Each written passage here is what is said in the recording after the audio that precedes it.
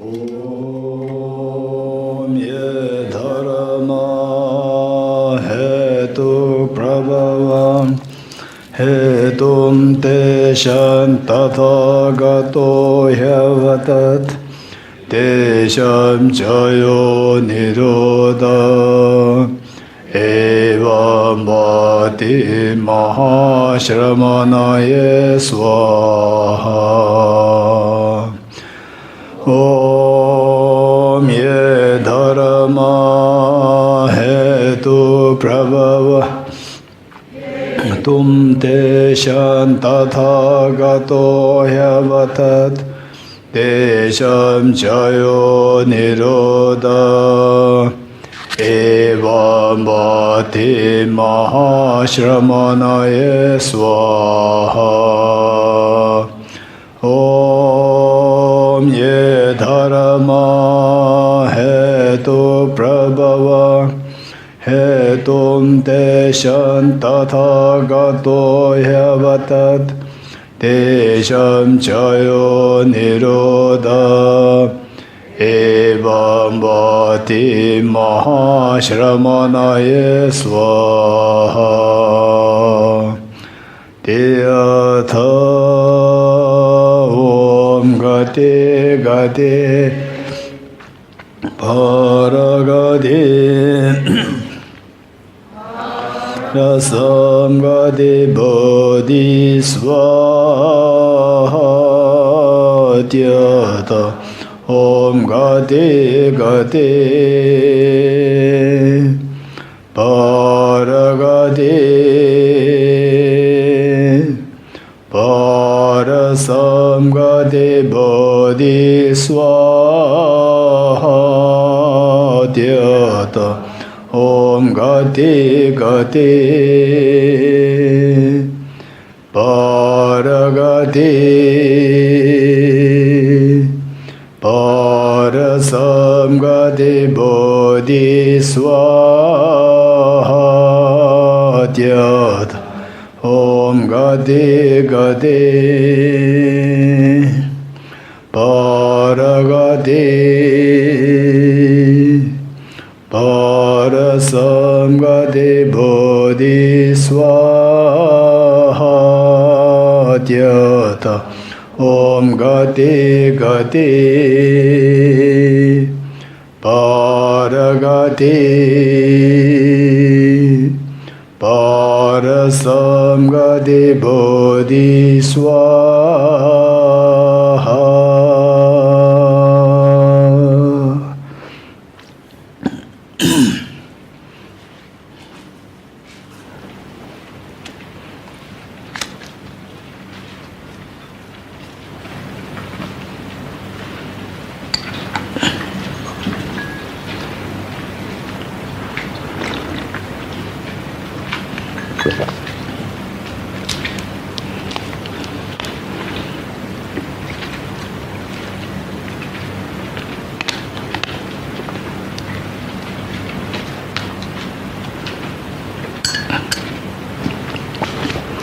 Okay.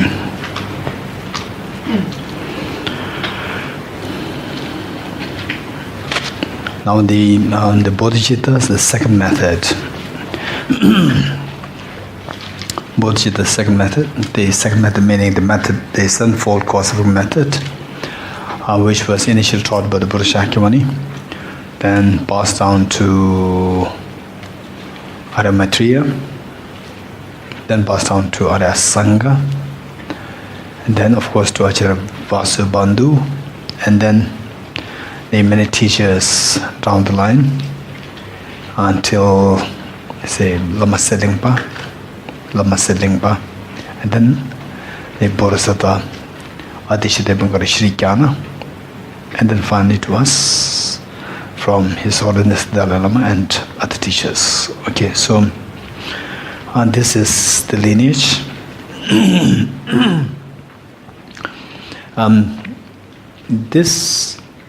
This method, the sevenfold cause-effect method, to Jen Bodhicitta, this has one preliminary part and these 7 steps.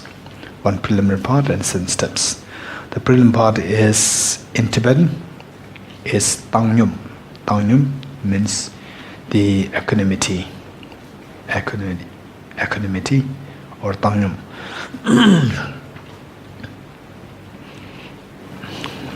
And then the actual steps start from remembering all beings as one's mothers. Remembering all beings as one's mothers.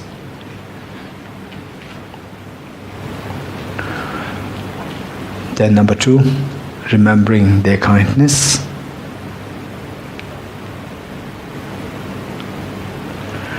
Number 2, remembering their kindness.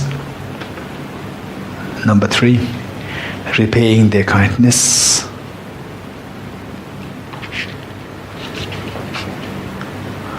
Then seeing beings in the light of great affection. Seeing beings in the light of great affection.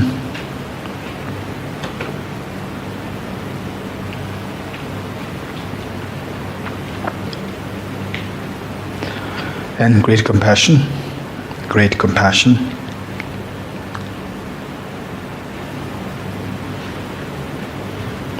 Altruism. Bodhicitta. Okay, the 7 steps are intact. Remembering all beings as one's mothers. Remembering their kindness. Repaying their kindness. Seeing all beings in the light of great affection. Great compassion. Altruism. Bodhicitta. Okay. So these steps, we have to follow the proper steps, proper sequence. And if you learn this, it's not really difficult. But the practice is a matter of the experience. It's not a matter of whether you know this or not. It's the experience. We need to feel the experience. For that purpose, we have to practice it in a very systematic way, although you know this already, if possible, on a daily basis. And then as it becomes a little more smooth in your practice, then up to the individual, you can do both the methods together, where if you're really in constraint of time, then you can do one method today, the 7-fold cause effect, and tomorrow or the next day, the equilibrium exchange method. Okay. Also it would be good if you can also learn the steps in Tibetan, because in Tibetan the wordings are very simple. And easy to remember, and the wordings are very short. Okay. First one, the preliminary is what? Tangyum. Equanimity is Tangyum. Then the actual steps, the 7 steps. One is Marshe. M-A-R-S-H-A-Y. Marshe. Number 2, what's number 2? Remembering the kindness. Tin-ten. D-R-I-N. Tin-ten. Marshe Tin-ten. What's number 3? Repaying the kindness. Tin-so. D-R-I-N-S-O. Tin-so. D-R-I-N-S-O. Tin-so. What is next? Seeing beings in the light of great affection. Yi-wong Chamba. Y-I-O-N-G. Yi-wong. Y-I-O-N-G. O-N-G. Yi-wong Chamba. J-A-M-B-A. J-A-M-B-A. Yi-wong Chamba. What is next? Great compassion. Nyingje. N-Y-I-N-G. N as in Nepal. N-Y-I-N-G. Nying. J-A-Y. Nyingje. And then altruism. Laksam. L-H-A-K-S-A-M.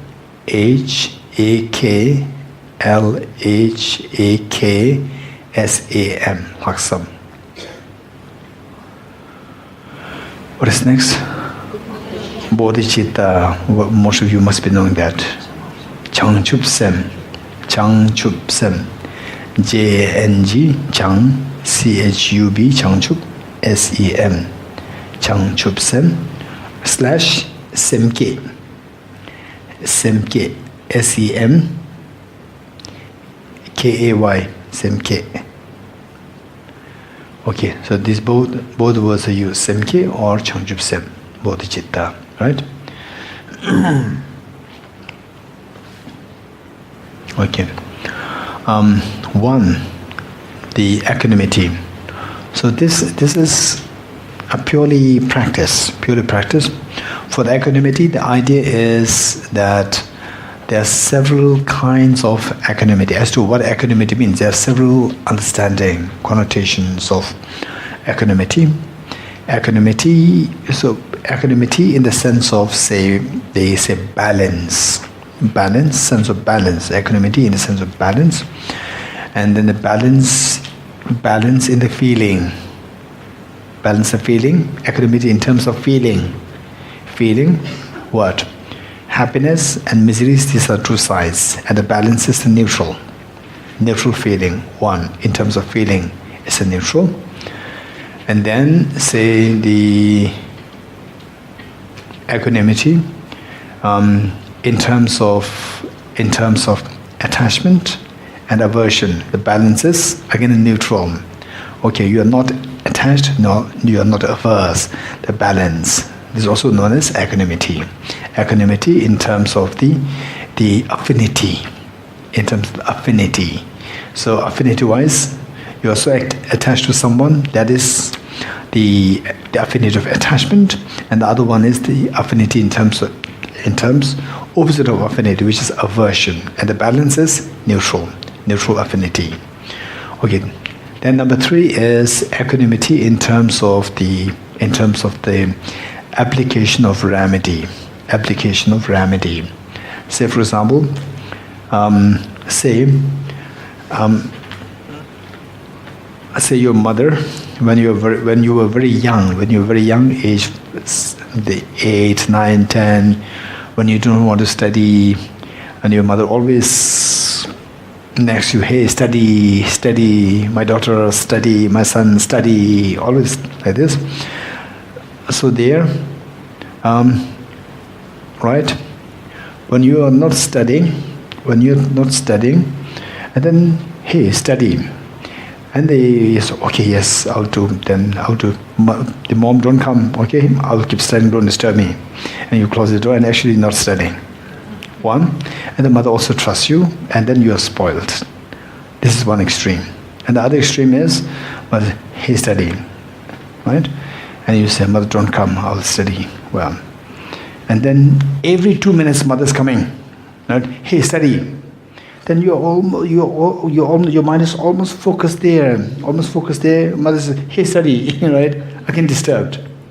So there, the mother is constantly asking you to study, and where the thought process should be very focused. For example, like physics derivatives. Christian, right? Physics derivatives problem, which require a lot of focus. And the focus is there, again says, hey, study, and disturbed. Right? So, that is meant to apply the remedy for you not studying, to make you study. Is that helping or harming? That is harming, right? Over application is also harmful. No application is also harmful, right? So likewise, for the practice of the shamatha, for the practice of the Singapore meditation, so forth, we should know how much to apply the remedies. We should know how much to apply the introspection. If you introspect too much, then it will distract your meditation, right? Oh, am I sitting on the focal point? I'm distracted. If you too much focus on that part, then you cannot meditate at all. It's very disturbing. Whereas if you don't put any introspection, again your mind could be distracted, and you may waste your time. Unlike this, so you should have a balance, not over apply, no, not apply, right? There's a balance in the application of the remedy. This is Number 3, equanimity in the context of the balance of applying the remedies. Okay, so of the 3, the equanimity which is being referred to here as the preliminary for a practice of the bodhicitta in the context of the sevenfold cause-effect method is the equanimity in terms of the balance with relation to the affinity, attachment and aversion, right? Same,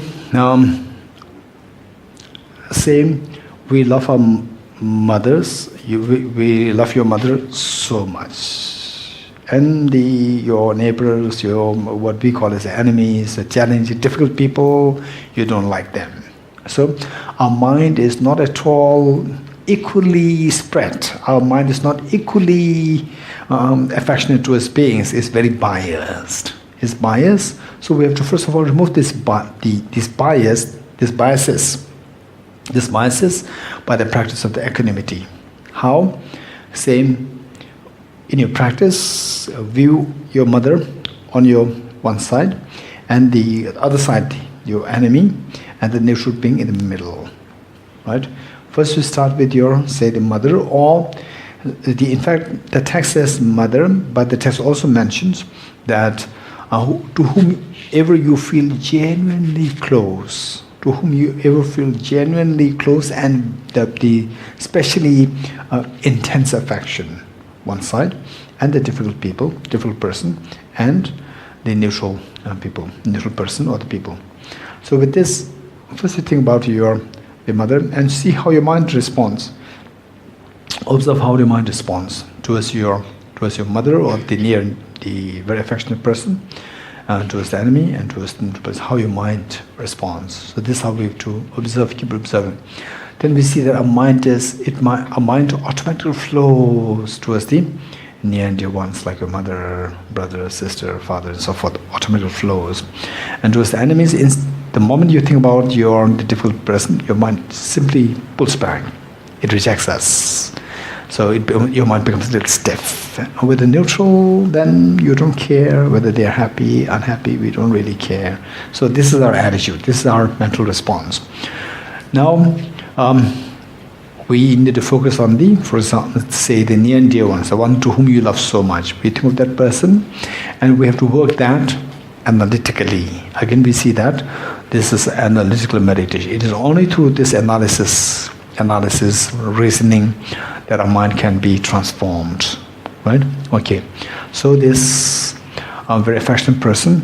Why am I so attached to this person? Is it because that I have a very unconditional love towards this person? No, if it is unconditional, then it will not require any condition. If it does not require any condition, why not I have the same affection towards the difficult person, towards the neutral person? Wishing there must be a condition laid. So what is the condition? As long as the condition is laid there, this affection is not pure, not clean, right? But the condition is laid. So what is the condition? Because you benefited me a lot, because you are my mother, because you are my this, because you are my this, my, always associated with this I. So self-centered attitude somehow connected with this, right? Connected with this. And then we give a thought. Why am I so averse to this person, to the difficult person? Because this person is harming me, right? Because this person is harming me. Now, rationally speaking, if say 10 years ago, there's one person who had been so kind to you, and the person offers to help you with $100. And then today, the person has become a little poor, right? Little poor, difficult, and another person helps you with $100. Okay, who is more compassionate? And the $100, value-wise, it remained the same for the last 10 years. Value of the $100 remain the same. So who's more kind towards you, or to whom should you be feeling more grateful? To the person 10 years ago or the person today? Same, yeah, both, right? Both. But the human tendency is that whichever is nearer, whichever the memory of whichever is clearer, whichever is more vivid, to that person our mind flows more. And the worse is that, particularly if the other person, they come today a little difficult, difficult in financially, very difficult, then oftentimes we may even ignore this person's kindness. We may even deliberately forget. Right? Okay. So we tend to this is the tendency, tend to feel the gratitude to the person who's so immediate, the one who has immediately helped you. But if you're a very sensible person, these two are the same. It's a matter of time. It's a matter of time, right? Time was, what I'm experiencing today was exactly what I experienced 10 years ago. The benefit I received from that person. It's just a matter of time. There's no difference. It's the same. If you think like this, besides the time, there's no difference. Likewise, what made this difficult person? You see the person and it makes you upset. It makes you feel cold and so forth. Why? Because this person harmed me. If this were the case, rational thing like this, that even the mother also, in this life she's been very kind, no doubt. But in the past lives, so many times she was my, difficult people, right? They created so much a problem on me.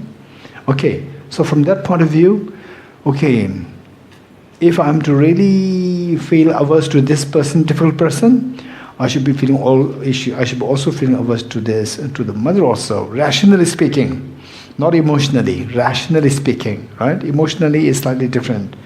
Rationally speaking, I should not be overly attached. So what is happening here is that it is not to mitigate, it is not to undermine your affection towards your mother. So what is happening is that within this element, within this affection, there's one poison also. What is that poison? That poison is this self-centered attitude. That's self-centered attitude. This poison is there. So what we are actually trying to do is uproot the poison. So the affection towards the mother has two sides. One, the element of flowing your mind towards the mother. This is good. Flowing your mind towards the mother. Other one is the rationality behind why flowing. Because she is my mother, right? Because of this condition, that she is my mother. So somehow connected with self-centered attitude. So these two are mixed here, and what we try to do is continue to let flow your mind towards the mother, but remove that self-centered attitude. Make it unconditional. So this is the idea for the time being. So it is like the same, if you want to, example given by the teachers, is that if you want to build a house, in a very slopy terrain, what should you do? Terrain means one part of the place is very high and the other part of the place is very low, right? You cannot build a house there. What should you do? You should cut the one which is rising high, and one which is so low, you should fill that up. So make it even. You agree with me? Right? So the idea for us, the basic idea is to cultivate unconditional love to all sentient beings equally, right? It's not that you lessen your affection towards your mother. This is not the idea. Idea is to, in fact, you come to know that when you feel the love and affection to the degree of bodhicitta, the love and affection that you feel your mother would be 100,000 times more intense than the love that we feel now towards the mother, right? But for the time being, because that we are beginners, so our mind is so fluctuating, and it's like a very strange terrains there, right? Very high slow, very down. Okay. Some need to be filled up and some need to be cut to make it even. Once the mind is even, only then you can start building the construction. You can start the construction, right? So first we have to make a mind even in terms of your affection, in terms of your aversion, to make it even. Once that is even, then you can give further reasonings to reinforce your affection towards all equally, and that too much, much more intense than the love and affection that you feel towards your mother or towards your near ones at this moment. Okay, so with this, with your mother, you rationalize this. And then what about this the middle one? The one who we consider as neutral.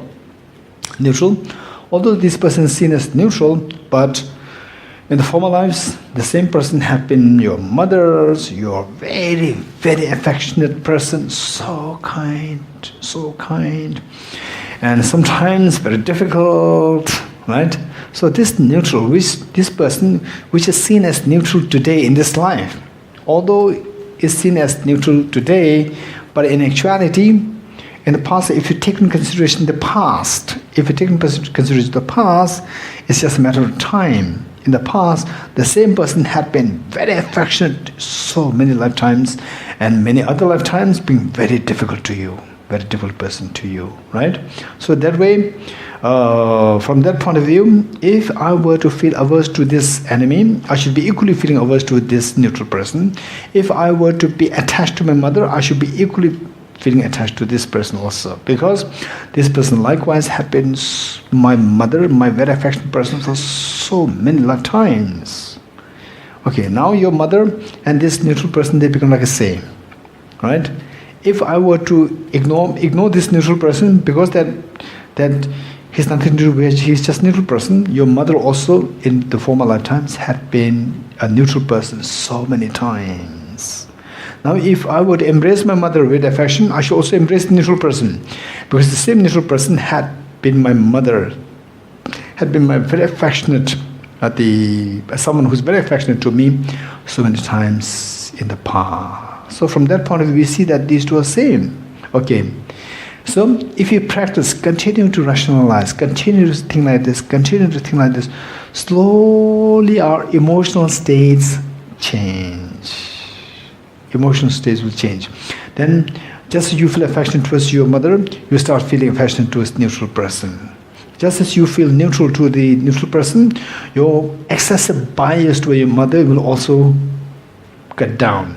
And this excessive bias attitude is the one which can potentially create tremendous sadness, tremendous trauma when you see the loss of the person. This is the excessive bias attitude, right? Okay.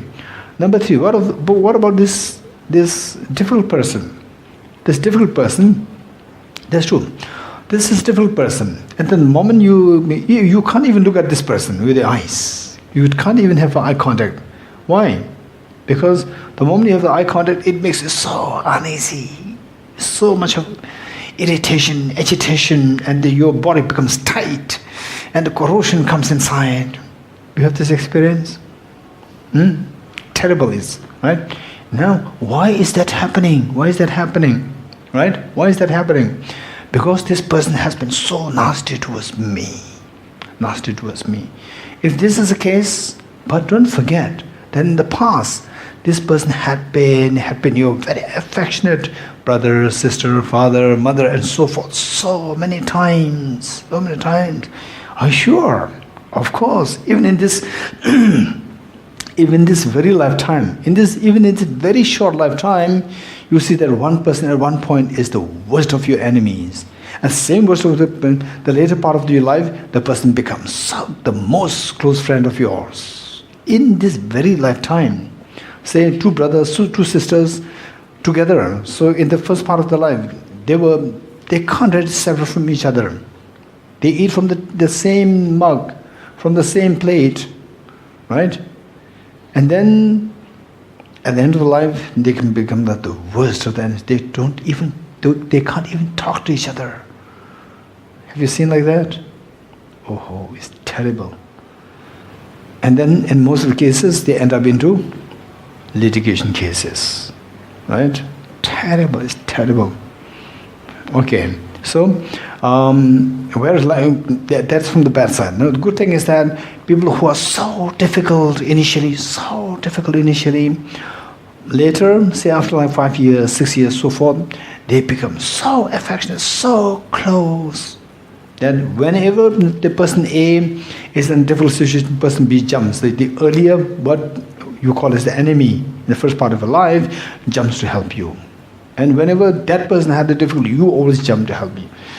Such incredibly, more than the brothers, sisters, that kind of feeling can happen, even within this lifetime. Then when separated by distance, separated by time, separated by life, separated by the death, separated by death, then how can we identify each other, right? And because of which, you're a very affectionate person in the former life, the very next life can be the worst of your enemy. That's very possible. Okay, right? For this, the question remains. The question is, okay, all this sounds so nice, but how can we know that there is rebirth? How can we know that there is past life and the future life? Okay, this is a question. This is a huge question. You follow me? Right? This is a huge question. Okay, to make sense of all what we're discussing, they will all make sense only if the rebirth concept, reincarnation concept, holds true. Only if that concept holds true, right? Okay, now the next question. How can we account for this rebirth concept or the reincarnation concept? This is a question. This is a huge concept, the same thing that to be resolved. Before I start anything with this, I like to share with you that that no doubt it is very difficult to establish rebirth. No doubt it is very difficult to establish rebirth. Equally, it is difficult to disprove rebirth. Just as it is difficult to prove rebirth, it is equally difficult to disprove rebirth. That we have to keep in mind, right? That we have to keep in mind. Now with this admission, then we can go further as to how the rebirth can be accounted for, right? So without this, then somebody says, it's easy to say rebirth does not exist, hell realm does not exist. To say that this is very easy. To say that they exist, that is very difficult. They exist, it is difficult. But to say that it doesn't, okay, I don't believe in rebirth, that's fine. That's easy. But to say it does not exist, is difficult. How can you prove that it does not exist? Okay. So, particularly in the 21st century today, it is very important for us to have some understanding about the concept of rebirth. Not only to believe, but to really have the concrete basis for us to hold on to this conviction that the rebirth is very true, right? Okay. Okay, anyone who likes to share with us as to what would you propose or what would you put forward to account for rebirth? How would you present the rebirth, the possibility of rebirth? Anyone? Yes, Edward?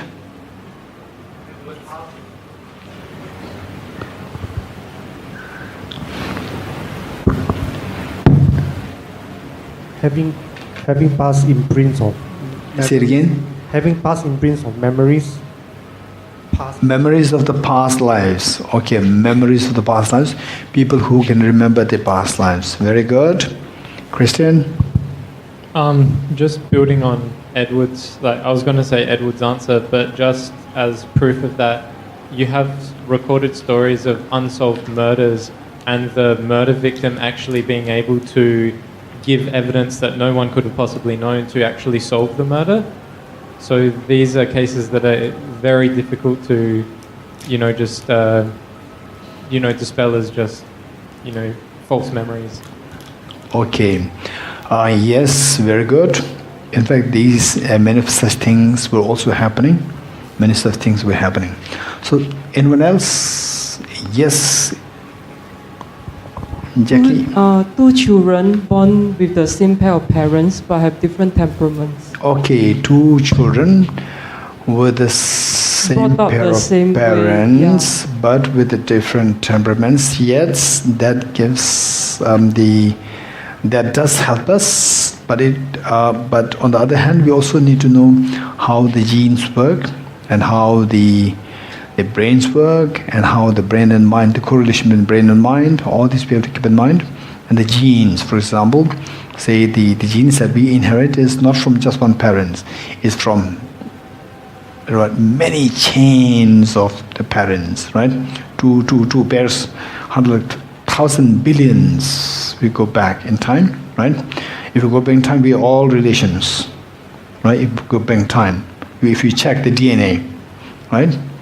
So, yes, to some extent it helps, but to a great extent, say even if two children are born from the same parents, but the genetic, the constitution, and say what you inherit from more from your father's side, less from your mother, other one more from the mother's side, less from the father's side, even the mother against the father and mother, you go like this, the complexity is there. Okay, anyone else?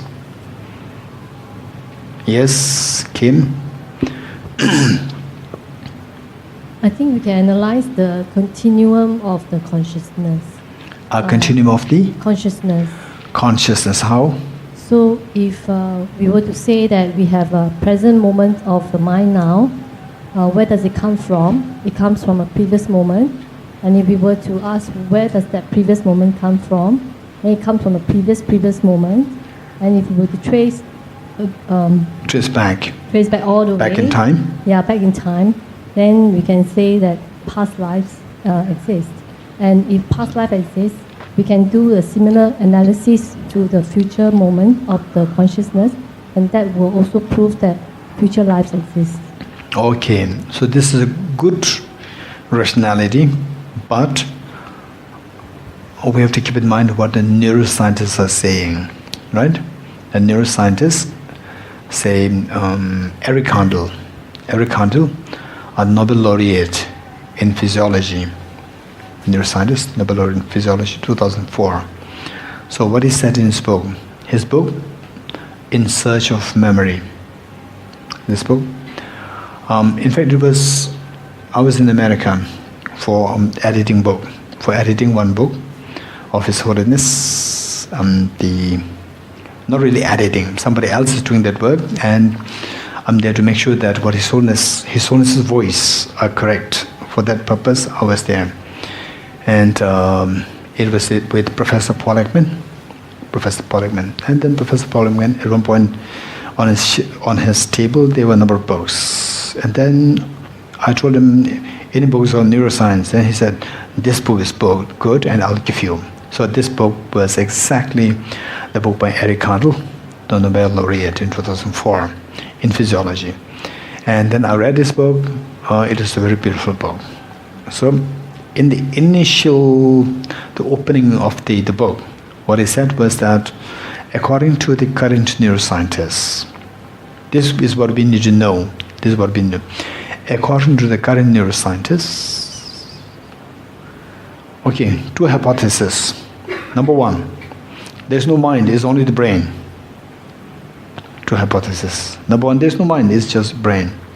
Number two, second hypothesis, which is more sympathetic, says there is mind, but the mind is the emergent property of the brain. When the brain dies, the mind disappears. This is what he said, right? Okay. So the idea is that we need to know all these things. We need to know what the neuroscientists, because the dilemma or the conflict, not really conflict. So the basic, the people say having conviction in rebirth or not, someone who is rational thinking, only area which you can work on since the past times, meaning since the time of the Buddha. Since the time of the Buddha, there was the hedonist. There is one tradition, philosophical tradition, which is a hedonist tradition of the hedonist, meaning that who only believes in this birth. That tradition school is known as Charvaka.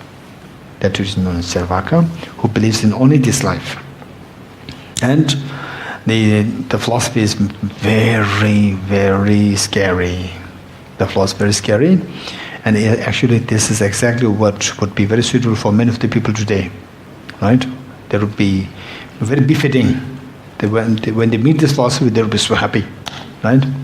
Okay, so it says this: simply enjoy this life, indulge yourself in as much as you can, right? And beyond this life, who has seen that? Who has seen what is beyond this life? There is no beyond, life beyond. This is the only life. You got it? There is no past, there is no future. It's only this life. So why don't you waste this life? Why are you wasting this life? Why are you wasting this life? Indulge as much as you can. This is their philosophy. This is their philosophy. So, this kind of discussion, and in the past, as we mentioned earlier, in the past in India, there was a rigorous debate, happening among the philosophers whether rebirth actually exists, not exists, and so forth. And Charvakas, they're saying that no, it does not exist. And they give very powerful reasonings and very powerful examples. They say that this is exactly what the contemporary today's neuroscientists, as indicated by Eric Kandel in his book. They said that, Eric Kandel said that today's neuroscientists would say the standard neuroscientist, not all neuroscientists, some neuroscientists, they would say mind exists, mind is different from the brain, very Buddhistic, right? So what we have to do is we have to tackle this very objectively, not biased towards the Buddhist view, not biased towards this. Simply be very objective and follow. And even some of the neuroscientists, while they do the neuroscience, but their mind is tilted towards spirituality and so forth. Therefore, they also can become biased. And even the physicists, even the people who are born in, for example, India, the land of spirituality, so rich in spirituality, and then they say the children, they go to schools, they become interested in physics, while at home is filled with spirituality, full of spirituality, and then go to physics, they become interested, they to PhD, still so much of blind faith. They finish PhD in physics, still so much blind faith. And I met neuroscientists, and then when we're discussing, again tilted to spirituality, then when we ask more questions, tilted towards blind faith. Oh, this is so obvious there. This is so obvious, unfortunately. Okay, so what we have to do is try our best to be as objective in this approach. Okay, for this there were so many debates going between the different traditions in the past, and today there's no debate as such, but we have the neuroscientists, more the hardcore neuroscientists, who believe that what you have is just a brain. All the thinking processes, they are nothing but the brain. One. Number two, even though the thinking processes are there, but they are not different from the brain, and when the brain dies, they will disappear. And the Charvakas in the ancient times, example they give is that when the brain dies, everything disappears, your mind disappears. It is like the wall and the wall mural, the wall painting, right? When you destroy the wall, the mural will automatically disappear. The mural looks so nice, but when you destroy the wall, murals will also automatically disappear.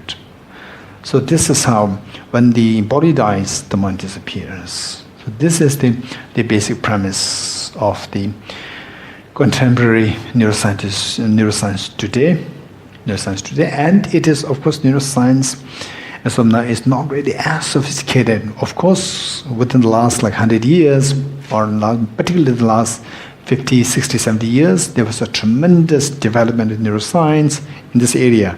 But still, it is still very basic. It's still very basic because to what extent the neuroscience can develop depends on the technology, and the technology can still be developed further. So therefore, what the neuroscience today, if we discuss with them, we do see that there's a tremendous development. At the same time, it's still very rudimentary. Okay, with this admission, what we need to do is that we need to, first of all, if there is something which travels to the next life, if there is something which traveled from the past to this life, if there is something, for sure it cannot be a body. It cannot be a body. It should be the mind. If there is something, not saying that there is something which travels, it's the mind. It's not how we admit this. So we have to begin by saying that both sides who accept the reincarnation concept and who does not accept the reincarnation concept. So how we open the discussion is that both should, we should discuss from the point which both sides accept. From there we have to just go. And then we reach to the point where the two may disagree and again have more discussions to prove and disprove. Okay. The first thing is that in case if there is something which reincarnates, which travels from one life to the other life, it cannot be, say, a physical body. It is a mental. It's a mental, right? And because the body, of course, we see that either we buried it, or we cremate it, or something is done with the body, right? Okay. Now it should be the mind. The next question: how can we know that there is a mind which is different from the brain? This is the next question. If there's something which travels, it should be the mind. But the next question, how can we account for the existence of one mind which is different from the brain? When the brain dies, the mind disappears. Or, no, the mind dies, but the mind travels, mind continues. If the mind travels, then the mind should be different from the brain. Whereas if the brain dies and the mind disappears, then no problem, no issue. No issue, because when the brain dies, the mind disappears, means the mind is either emergent property of the brain, or the mind is the brain. No? So in this case, there's no problem. But the problem is, when the brain dies, but the mind travels, which means the mind should be different entity from the brain. So for this, how can we account for that? This is the next question. You're getting it? This is so important. It's so important. Okay.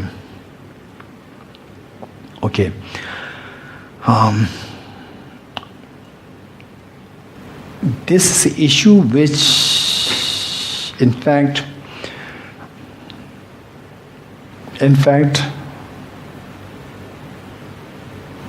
we hardly see being tackled. Anywhere, particularly who believe in reincarnation. This is something that has to be tackled, and we hardly see being tackled. Okay, I don't want to mention the name of the university, but in a very, say, a big university of a Buddhist department, of course not in India, right? Not in India. One university, a big university, and the Buddhist department, and the HOD of the Buddhist department. HOD is head of a department. Okay, so my host took me to meet him. I met him, and then we had some discussions. Then he told me that in his department there's also there are also some neuroscientists who are working in the Buddhist Studies department, because Buddhist Studies department, meditation and so forth is there. So the neuroscientists, they do a collaborative research on the neural correlates neural correlates, how the brain works on the basis of the meditation, doing meditation. So meditation means Buddhist studies, and the brain correlates is the neuroscience. So therefore the neuroscientists are there working on it. And I was so happy to hear that. Then I told him that, if that is there, this is amazing. Oftentimes in the Buddhist departments, they don't really collaborate with the neuroscientists. So is it possible that you can do some research where to explore the correlation between the mind and the brain, and whether or not the workings of the mind, whether or not it is always the brain affecting the mind, or the mind can also affect the brain, if such research can be possible. Then he said, the mind, it is very abstract. He said, the HOD of the Buddhist Studies Department, Buddhist Studies, and the subject which is Buddhism, whose the underlying fabric is that the mind exists as a different from the brain. And on this basis, then the karma builds up on this. And then the whole fabric, he was not so sure. He was, this HOD said that, mind is very abstract, like this. Then I said, no, it is not abstract. First of all, we need to distinguish what the mind is, what the brain is. This must be done, first of all. Once we're done with this, then we can explore whether it is always unilaterally the brain affecting the mind, or the mind can also affect two ways. Brain affects the mind affects the it is. He was really not at all positive, not at all positive. Then I explained to him that, actually it's not as difficult, the brain and mind relationship. We can explain pretty easily as to what a brain is, what a mind is. Then I started to explain to him that, if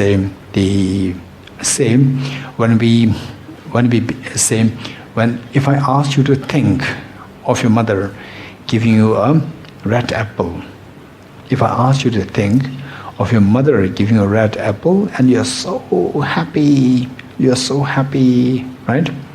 And then I ask you not to disclose this fact, what the instruction that I give you, not to disclose this fact to anybody. You just think of it, and then neuroscientist comes, and the neuroscientist will take you to put you into brain scan, fMRI brain scan. Under brain scan, the neuroscience can see the neural, the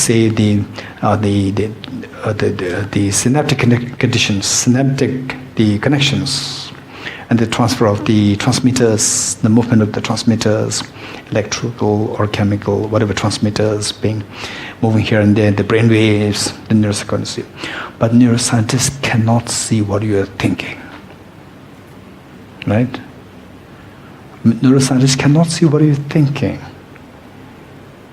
And whereas you cannot see your brain waves, you cannot see the synaptic, the transmitters movement of the transmitters. You cannot see the synaptic, the connections. You cannot see that. But you do experience your mind the first hand. You have the first hand experience of your own mind. What are you thinking? Right? And the neuroscientists can see the brain waves, the synaptic conditions so vividly, so clearly, but they cannot see what you're thinking. So which the neuroscientists can see, which you cannot see, is your brain. Which you can experience firsthand, which the neuroscientists cannot see, is your mind. Right? If these two are identical, then the neuroscientist should be able to tell you, you're thinking like this, hey, don't think about your mother. Right? But he has no clue. Now, what is happening is that, interestingly, recently I was reading one book by Michio Kaku. Michio Kaku he's a very brilliant physicist, maybe one of the best physicists in the world. He's a Japanese, but I think he was born in America, but he's American now. And he wrote the title of the book, what is that? Mind, The Future of the Mind. The title of the book is the future of the mind. It's very interesting. You must read this book. Very interesting. He wrote it so objectively. In fact, I like those books which are written so objectively. Nothing to do with your faith or nothing to do with the projection involved. So he wrote it so objectively. Oh, that book was very helpful to me. The future of the mind. So beautiful mind. In fact, he is multi-talented. He is a physicist, but his interest in neuroscience is equally very intense. And this book is one of the bestsellers. The future of his name, Michio Kaku. Yeah. Okay, now it is so easy. Cook said you got it, right?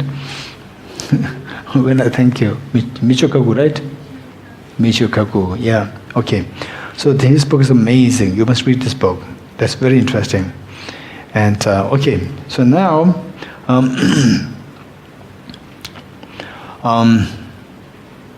so in fact, this was what I learned before, and now in his book it was fleshed out so clearly. Like 27 years ago, when Andrew was not born. 27 years ago, you were not born, right? And CLE is not born. Okay, and the Hong is not born. Hong Chen is not born, right? Okay, anyone else? Salina is already born, not born, I'm not too sure. Huh? Already born? Okay. And then Lei, born, not born. Huh? Maybe 1 year old. Okay, so let's say 27 years ago, I met the American lady doctor. In fact, she gave a presentation on brain in our monastery, Institute of Buddhist Dialectics. She gave this very beautiful lecture on neuroscience. It was just me, just gotten out of high school. Instead of going to college, I joined the monastery. And then because that I was exposed to the modern education, my teacher asked me to be the translator, to translate her talk to the monks. Then I was translating. And because being the translator, I should pay intense attention to the best I could, because how brilliant the talk she may give, but if I translate only 20%, what they're getting is 20%. So therefore, to the best I could, I paid attention to what she said. And it was just mind-blowing, because the information that I had of how the mind works, how the brain works, thus far was so limited. Whatever I learned in the school, it was so limited. And then what she said was so fascinating and mind-blowing. And I couldn't, at that point I was just mesmerized by what she was saying. She said, okay, if you speak Tibetan language, so that part of your brain is responsible for the Tibetan language. And if you speak English language, this part of the brain is related to your English language. And if you see a blue color, it's because of this part of the brain. If you're a little angry, this is because of this. If you're really happy, this is because of this. And if you have the mathematical skill, it is because of this. Wow, it's amazing. And I was a translator, and I have to make sure that I paid attention to the best I could. So I thought that I imbibed to a great extent what she was talking. And then after the talk, the whole day, the whole night, my mind was going around that topic. And literally, I could not have slept that night. Then the question came to my mind. If this is how the brain works, because this young boy who had no exposure to all these philosophical discussions, just very fresh, like age maybe like 19, 20, right? Just coming out into the world and with no exposure. Then I thought that, if this is how the mind works, how the brain works, where is the mind? This was the big question that came to me. And as a young boy who was about to move into the study of physics, he turned towards Buddhist philosophy, taking for granted that there is rebirth. taken for granted that there's rebirth, and then therefore we should prepare for the next life, and then because of this, just quit the study of physics, the modern education, then turn towards Buddhist philosophy. And then now the question comes in front of this boy. How can you know that there's rebirth? This is how the brain works. Right? It was a big question. It really blew my mind, and a whole night I didn't sleep. And I was just wondering, so I should not say that I'm a Buddhist. I should start from scratch. And this was the thought that came to me. I should not say that I'm a Buddhist. I should start from scratch to see whether there really exists a mind which is different from the brain. So then my journey started. Although I already was in the Buddhist monastery, then my actual journey started. Fortunately, had it been the case that I was in a monastery which did not provide academic studies, then I would have quit being a Buddhist. Very likely. Then in some of the monasteries, they are more into rituals. So everybody will see how to beat the drum, how to beat use the bell, right? Hey, how does this ring the bell will tell you that the mind is brain from nobody has answer. Then I will easily quit Buddhism, right? Fortunately, institution where I joined was a rich, very high standard academic institution. Institute of Buddhist Studies, amazing. So there, I was just in the proper place. And then I did not tell anyone. I started my own journey mentally that I should not call myself as a Buddhist. I should start from scratch to see whether there really exists a mind which is different from the brain. So this is how I started my journey. And one book that was really, I would be bold enough to say that in this world today, the best book which can help us to understand this concept of rebirth, the concept of reincarnation, in the most academic, the objective way is by Acharya Dharmakirti. Chapter 2, Pramana Vartika, Chapter 2. This is the best book. So meanwhile, say like what Krishna said, say like what the Edward said, right? These are also, that will be also very helpful. But our basic approach should be more very objective. Objective meaning, say more into the rationales, into the rational thinking, reasoning as presented by Acharya Dharmakirti in the 7th century AD. Right? The Pramana Vartika, Chapter 2. Pramana Vartika, Chapter 2. Okay. Pramana Vartika, Chapter 2. There is a translation and a commentary. In fact, a comment by Gyaltsab Rinpoche, Lama Tsongkhapa's the first heir to Lama Tsongkhapa, Gyaltsab Rinpoche. He has a very good commentary, and it is translated in English. And I have no clue how accurately it was translated into English. And I got some feedback from other people who used that, saying that there were several errors in the translation of the commentary. Right? Okay. So anyway, I have my own translation of not a commentary, the root text of the translation. So that is available in the bodhiwisdom.org. www.bodhiwisdom.org. O-R-G. bodhiwisdom.org. The root text is available there. And so then after the translation, then we had class on the basis of this translation, Pramana Vartika Chapter 2. I think 2 times or 3 times. I think 3 times were the classes, and these were all available in the recordings. The recordings are available. I hope it's in the bodhiwisdom.org. I'm not too sure. It should be there. If it is not there, you write to me, then we will somehow make it available on the bodhiwisdom.org. It should be there. It should be there. Deer Park? In fact, Deer Park one is very good. Yeah.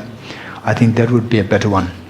Deer Park, Brahmanavartika, that is good. So that you can use, so that is the best. And then, so there, the same is all about the pure rational thinking to deduce the reincarnation concept. Okay, now on top of that, the accounts, so people remembering their past lives and so forth, don't reject them either, don't accept them easily as well. Why I'm saying this is very important. For example, say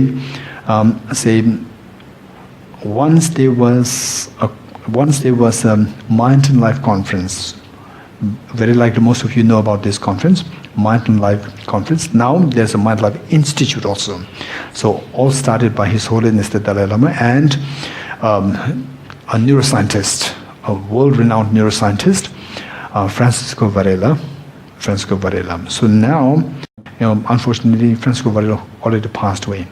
He passed away, and he was brilliant, a natural thinker, a natural gifted thinker, and also a world-renowned neuroscientist. I think a biologist, but also a neuroscientist. Okay, they started this, and during one of those conferences, there was a Nobel laureate in the physiology. One of the presenters was the Nobel laureate in physiology, and some of the monks who were trained in logic, they were also there, and they talk about reincarnation and so forth.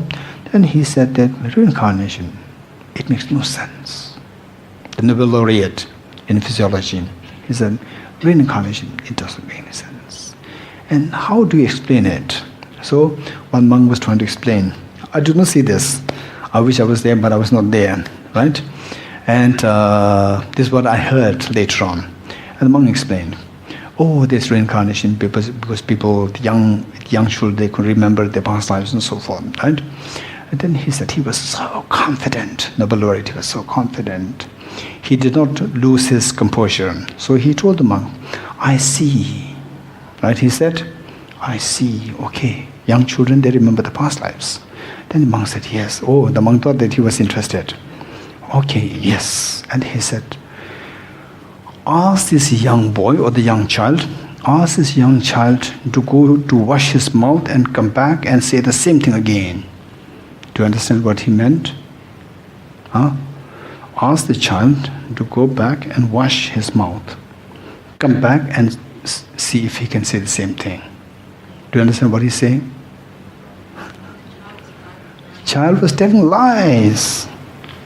Or he was affected. Or he was already affected by other people. Other people's thoughts already put in there. And he was saying all these things. Right? Okay. In fact, I would not go to the extent of what he would say. He would say like this, but I greatly support him. I would really greatly support him. Oftentimes, even the children can easily be affected, and the narrations by the children, many cases, I would say these narrations, I wouldn't reject all personally. It's my personal take. I wouldn't reject all, but for sure, I would say that very confident, I would say that 90% of what these children are saying, they are influenced from the parents, right? The child may have said something very interesting, and the mother would add more. Oh, the child said like this, inflate this, and the father would inflate more, and the auntie would inflate more, and the child would constantly hearing this, and the child feels so happy that I said one thing, and then they are so very happy, and then each child becomes even more energetic to say more. So this is bound to happen. But all these narrations, we cannot really reject them outrightly, saying that they're all they're lies. We cannot reject them either. But I personally, it's my personal take, that we cannot use them. We cannot use them to establish reincarnation because, right? Because today, if I remember my past lives, today suddenly, right? And for example, say I don't speak what language? For example, Chinese, Mandarin. I don't speak Chinese, right? Suddenly, say something happened to me, and then I start speaking Mandarin, right? And particularly the very old Mandarin, right? And then even the very old Mandarin, the scripts, I could read, I could explain all these things to you, right? And you are so fascinated, nobody could read this, and you, right? If that happens, no doubt, I will be convinced of my past lives. You all will be very convinced. You all know that I know only one word, Chinese word, Mandarin, xie. Otherwise, I don't know anything. Forget about the very ancient Chinese Mandarin script and the language, right? But suddenly, if I start to speak like this, no doubt, all of you will have a deep conviction in the rebirth concept, right? Rebirth concept. And you don't need Pramanavartika chapter 2. You don't need Pramanavartika chapter 2, right? Nobody can shake your belief in rebirth. You're getting it? But you are with me. You are with me, and two of us will be together for how long? Maximum for the next, say, 50, maximum 50, 60, maximum, right? Then after 100 years, right? And then you will do what? You will all put them in writing, right? Oh, Bodhicitta in Jambi, right? He did not speak he could not speak any Mandarin, and suddenly during a teaching, he just had something happened, and then he started to speak Mandarin. All this will go into record. And then maybe the Indonesian television may come to interview, and maybe Singapore, but they're very advanced, they'll cut maybe so fast. Coming here, interview these things. Okay, fine. After 100 years, right? People see this very interesting. And not all people are, say honest. There are some people, writers, who want to be very creative, right? And then can write something very similar to what happened today. Today. And then that book will become old. The book that you write, the account that you write become old, 100 years old, 200 years old. After 200 years,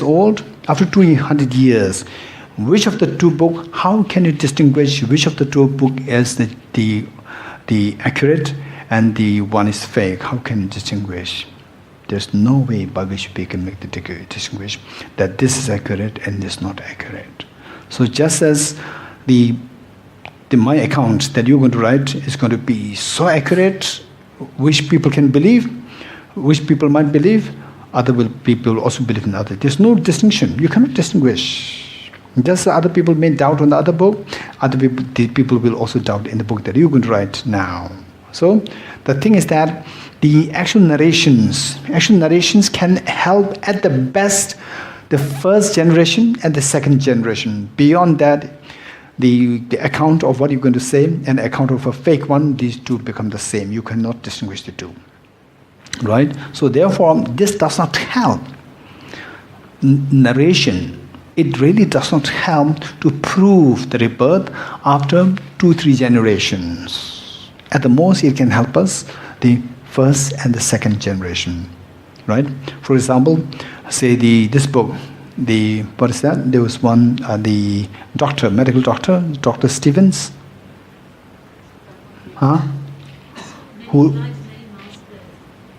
I think so. But there's one, the medical doctor, a proper medical doctor in the Western tradition. And he was so fascinated, with his profession of treating the children, he could just see this. He would see so many accounts of the children talking with something very strange, and then like this, that he was so convinced. And then he put them into recording. So these things are there. Actually, what I would say is that you can read this, but don't easily be influenced. Don't easily accept them. See, this would be helpful. Right, this would be helpful. And then they say Okay, so where is Pramana Vartika chapter 2? Pramana Vartika chapter 2 will be useful not only for 1 generation, 2 generations, it can be useful as long as the book lasts. Maybe a million years later, still it is functional. It can be used to understand rebirth concept. Okay, now with this, I personally, I'm keen to write a book on this, the mind and brain relationship. This is what I'm so keen to write on, and at the moment, I'm struggling for time, right? Okay, it's not that I'm the authority in this, but one, it is my interest, and number 2, it is so important because at the moment we don't really find any material besides Pramana Vartika. We don't see any materials on this. So there are people who say the narration of the past memories, and then what, hypnotism, and even the hypnotism, I'm interested to actually check, right? Okay, otherwise I have my own theories. How the hypnotism works. So provided these things happen, if these things happen, then I can believe in the hypnotism, right? So otherwise it does happen, but how it happens, I have my own theory. So there's a very different discussion. Okay, with this, what I'm saying is that the Pramana Vartika would be very, very, very helpful. Yes, Maan? Okay, Sheila. Yes, I louder. was having a discussion, a chat with a friend, and then because I heard your recordings earlier, so I was giving this example that the neuroscientists can see your brain waves, and but they do not know what you think. So the point was brought up that now the advances in artificial intelligence is such that they can actually program and replicate what people are thinking. Exactly, this is what is happening. Yeah. Yes. So then, how do we counter this point? Exactly. Okay, so now slowly be self-sufficient, man. Self-sufficient. Hey, one question coming. Hey, Sheila. Thought this question is coming. Be self-sufficient, right? Okay, I'm joking. Okay, so all these things are what you find in that book, Future of the Mind. In this book, it's beautiful. So I really like that book. Right? It doesn't matter. The same, the concept, the neuroscience is so developed. That's true. And how he presented is so. Anyone who objectively presents something, this is amazingly precious. It doesn't matter whether on the point in line with the Buddhist thoughts or against Buddhist thoughts. It doesn't matter as long as it is presented so objectively. And this book is amazing. So objectively presented, amazing. So for this we have to know that's true. So this is fair. Say for example, say what is happening is that at the moment you're thinking, say Andrew is thinking of something, right?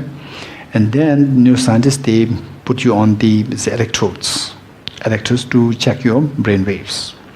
So then from there you go, the Andrew, you're thinking about when the class will stop. Right? And you think about when the class will stop. Okay, don't take it seriously, Andrew. Right? Okay. Oh no, this is wrong. There's a wrong wave there. This is not true. Okay, Andrew was thinking, how I wish he would continue for the next another 2 hours. Right? Right? Okay, now it's about to finish. How I wish he can. Okay. Oh, Andrew, you're thinking about wanting to have class for the next 2 hours. Wow, how do you know this? Okay, so now this not to this sophistication. To some extent, something of this kind is happening. Something is kind of happening. Now we have to know how that is happening, right? If you don't know how that is happening, the mechanism, then you will think that, so even just with the brain you could see what the thought process is. It is not like that. It's still, if you know the mechanism, from there you could see the distinction between the brain and the mind even more. Because This is what I learned 27 years ago with the help of this American lady doctor. And now, what is in a very crude, rudimentary form being done there is now done in a relatively very sophisticated way. Still, it is very gross as compared to the sophistication of the mind, right? Okay, so how do they do? Is to make it very simple, it is known as creating a dictionary. Creating a dictionary. Now, the neuroscientists, they are creating a dictionary. They are creating a dictionary, which means that, say, first, the patient, say, the brain, with the brain damage, with the brain damaged patient, you put in there, and then say unlike the other parts of the body, when you peel off the skin, when you touch the parts, it's very sharp pain. There's a sharp pain there. Whereas the brain doesn't feel the pain. Brain doesn't feel the pain. You can touch the brain, there's no pain there. This is something very different part as compared to the parts of the body. Now, so for that you don't need the anesthesia for the brain. So then, say you are the patient, and then the one electrode touches one area of the part of the brain, and then you are asked, what thought process is going in your mind now? Then you say, oh, I'm feeling so sad now. And then they create a dictionary. Okay, with this, when this part of the brain is activated, then this corresponds to this known as neural correlates. Neural correlates, right? So when this part of the brain is activated, then the person is feeling sad. So this part of the brain is for sadness. And then touches another part. Oh, now I feel euphoric. Or this part of the brain is for euphoria, right? Okay. Then the person just becomes so chatty with say some stories, right? Oh, this part is for the fun. This is for the fun. So this is how they create dictionary now, right? And they do it pretty interestingly, because if you ask, the person may not be able to articulate what the person is thinking, right? Now they are more refined than that. Early, they used to do like this. They create a dictionary like this. Now, what they do is that you put an fMRI scan, and then they design it in such a way that you are shown the videos. You are shown the videos of, say, for example, horrors for so long that even though you are very strong, you slowly, you are affected. And then you start feeling the horrified like this, and then they see the neural correlates, or neural correlates, how the brain wave, what is the brain wave, and then which part of the brain is activated. They see that, oh, this part is for the horror, right? Horror. So this is how they create the dictionary. If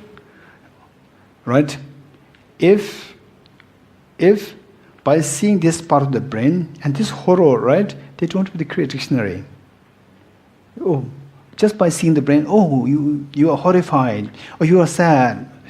But then they have to ask the person, or they have to conjecture. They have to conjecture that when I show this horror movie, then this part of the brain is activated. When I show the very pleasant movie, then this part of the brain is activated. So this is how they create the dictionary, right? Now on this basis, later on, without showing the things, if by seeing the brain scan, if you see this part of the brain, so, oh, you're feeling so scared. Okay, don't be scared. From the brain wave, I could see that you are scared. Are you scared? Yes, you are right.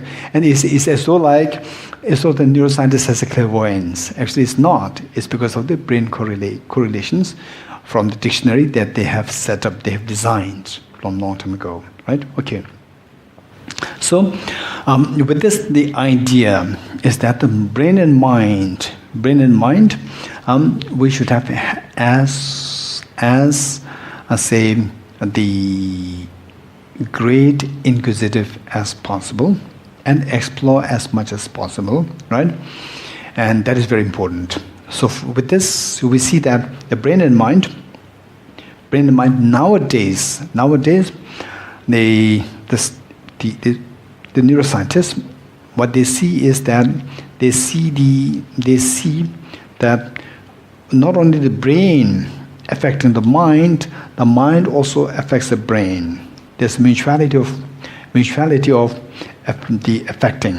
That is being noticed nowadays in the latest research now.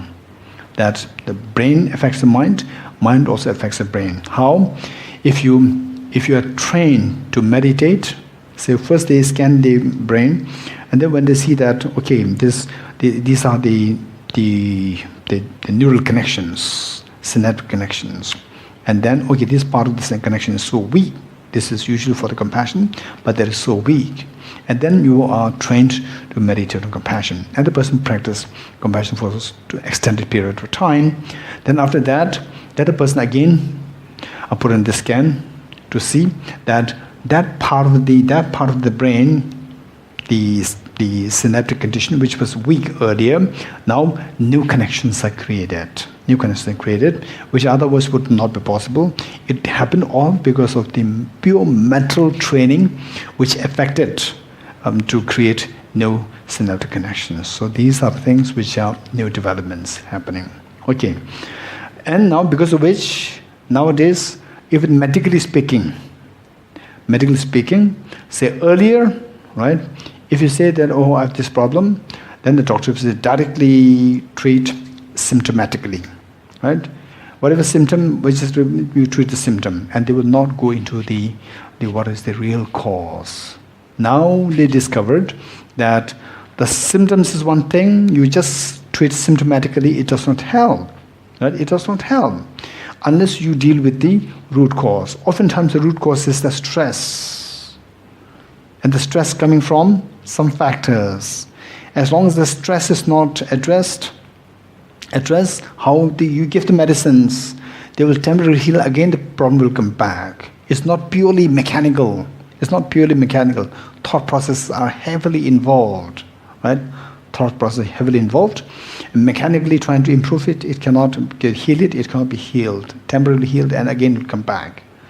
Okay, once what happened was that there was one boy, then he came to me, and he must be in his, I think, mid-20s or late 20s. He said that he is going through, say, a little bit of depression, and he consults the psychiatrist, and he's on medication. And I said, what's the problem? And he said that I have a depression problem, so I'm on medication. I said, what made you have depression? What's the problem? And he said that I have a problem at my job. What kind of problem? And my boss is not fair. He's not being truthful.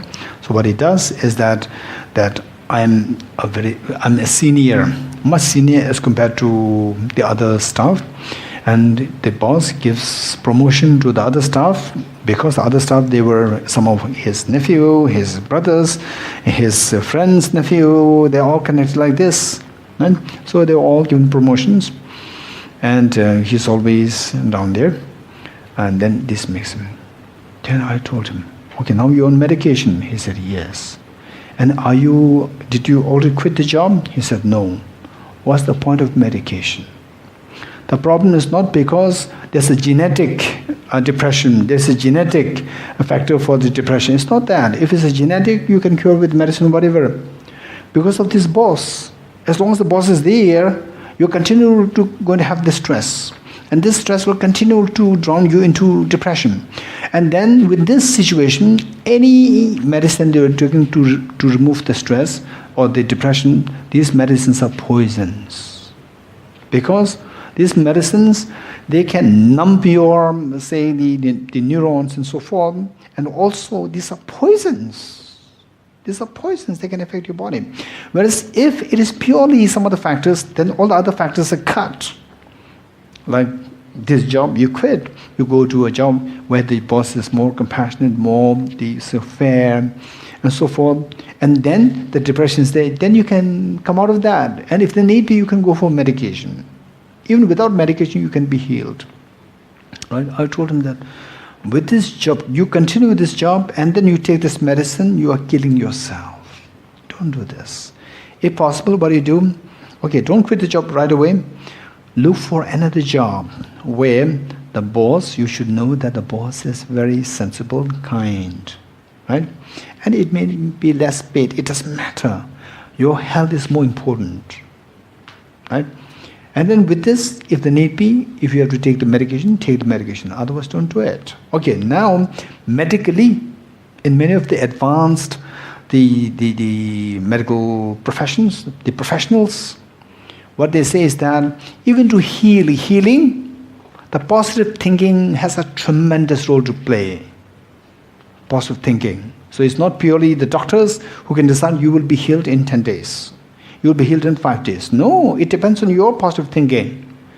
Right? So positive thinking is a pure thinking process. It's not the brain, it's the thinking process. So they will teach you how to be positive, how to think positively. Right? So these things. Now, once you come to get the understanding, as presented in Pramana Vartika, that how the mind and the brain, these two are mutually say the dependent. And Acharya Dharmagiri's presentation is so, of course, he is a logician, a great logician, so objective. So all these questions were raised that if the brain and the mind is different, then how come that someone who is so wise, someone who is so sensible and so forth, because of the damage to the brain, the person loses the sensibility, the person becomes insane. So because the damage to the brain affects the mind, this is obvious. Even these questions are brought up, and he addressed these problems. Then he admitted that he did not deny this reality, how the brain affects the mind. He did not deny this reality. He accepted this. Yes, this is possible. Mind and the brain, there's a mutuality of dependence. It's not one way. There's a mutuality of dependence. The brain affects the mind also affects the brain. Right? So he has already explained all this in detail. So the exposition would be very helpful. Over however many years this book will survive to gain conviction in the rebirth concept. Okay, with this, once you gain a conviction, then the brain and mind, these two are different. Then how Kim presented that just as the body, the brain, which is the physical body, say this body, when the person dies, then this body, either you cremate it, you bury it, whatever you do with this body, right? So this body will go into, say, for example, if you bury it, then it will be consumed by the worms. And the worms will die, and the plant roots will take the dead body of the worms as the nutrition of the plants, and then it will grow into apples, and the next person will say a person 2000 or 3000 in 3000 year, after like how many years?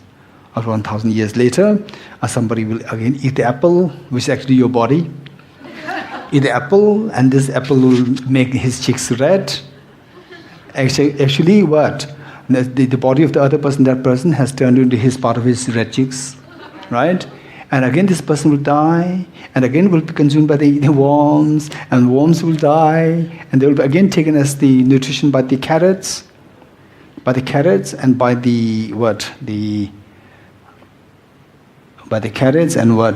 the corns, and by the lettuce, and by or whatever, all these vegetables. Then vegetables go to the vegetable vendors, then they'll go to, what is that, Rumakito kitchen, and they'll be consumed by another group of Bodhicitta, maybe like 100 Bodhicitta retreat. 1000 years later, they will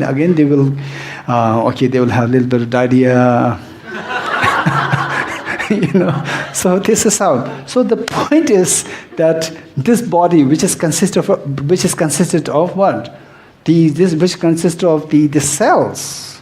The cells will disintegrate, but the basic constituencies of the cells, like electrons, protons, neutrons, they will keep going down. Endlessly. And physics said that these matters, the basic elementary particles, they can change, they can transform into energy. And the energy can, not the energy that we are speaking about now, right?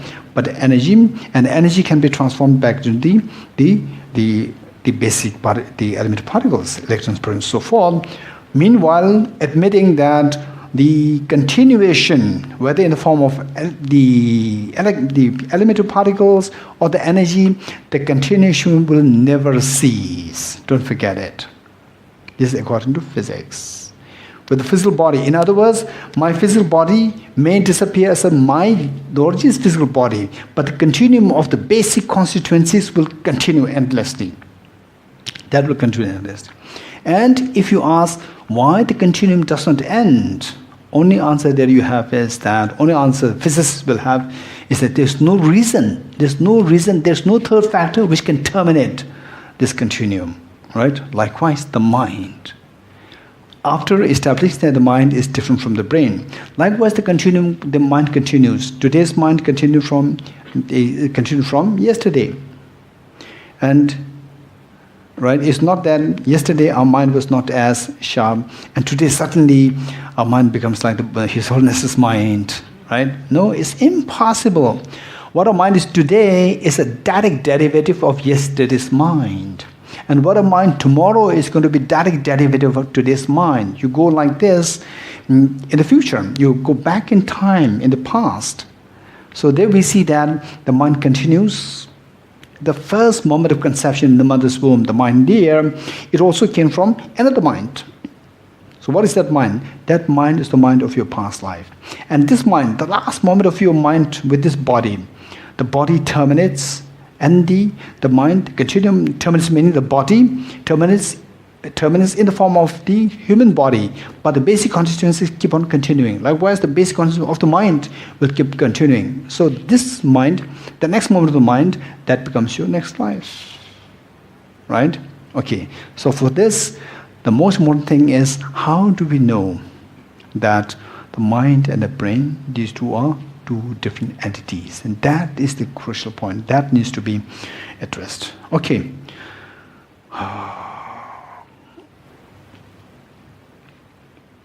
We'll stop here. Okay, we'll stop here.